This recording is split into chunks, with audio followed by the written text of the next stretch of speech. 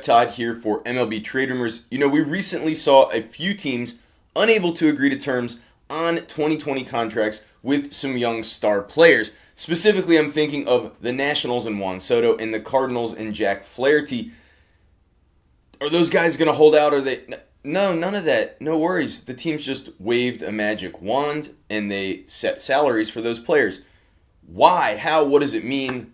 That's the subject of our video today. And we've got many more coming, so be sure to subscribe below to keep up to date. Now, if you've paid close attention, you've probably noticed that teams are announcing rolls of player agreements right now. We're not talking about guys under contract for the long term. We're not talking about recent free agents. We're not talking about arbitration salaries for guys that have been in the league for a few years.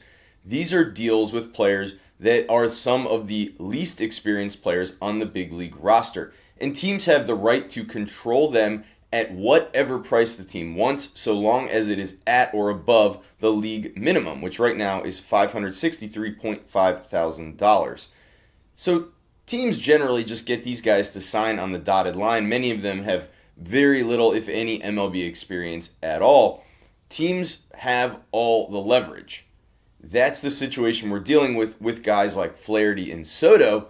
The difference there being that those two are star-level players who've been some of the best players in baseball over the past few seasons. So what do teams do in these situations? They all have different standards. Some use mathematical formulas where they base upon how many games you played last year and whether you met any statistical or award voting milestones, things of that nature.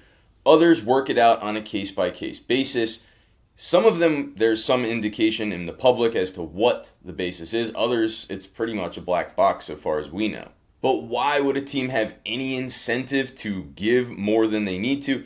Well, especially for a star-level player, you keep the guy happy, you reward their great play, and maybe you grease the wheels for a future extension. That was obviously not in the cards for the Cards with respect to Flaherty. He got just $604.5 thousand, not much above the league minimum, and that's just based upon the team's own method of calculation.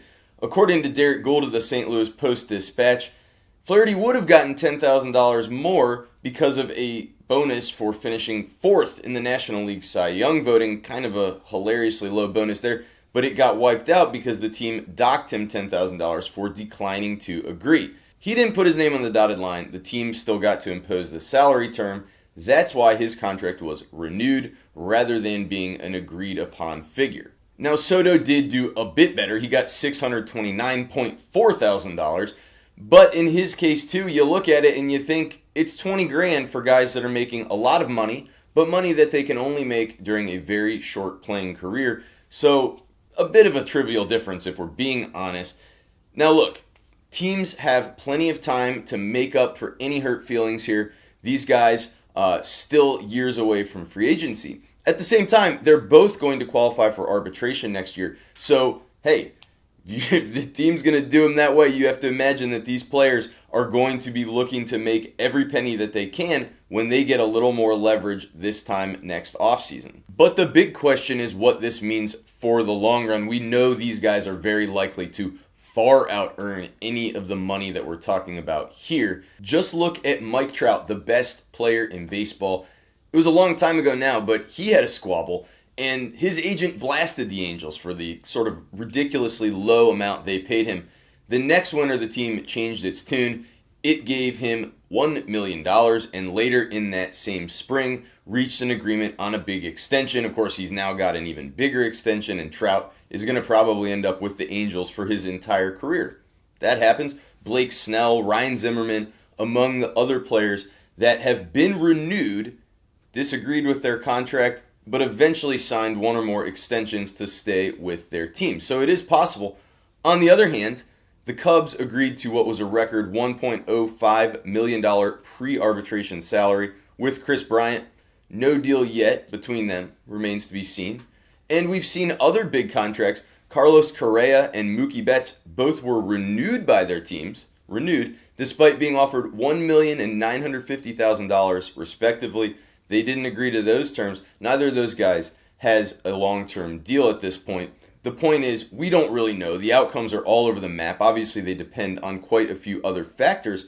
Also all over the map, though, the salaries themselves. And it's a bit of a strange situation, certainly something that the players ought to be considering when they get ready to sit down at the bargaining table for a new collective bargaining agreement soon. I hope that was helpful. Be sure to let us know in the comments below if you like this sort of explainer video. A little bit newsy, a little bit of an explainer. We want to hear from you. Like it, subscribe. Talk to you next time.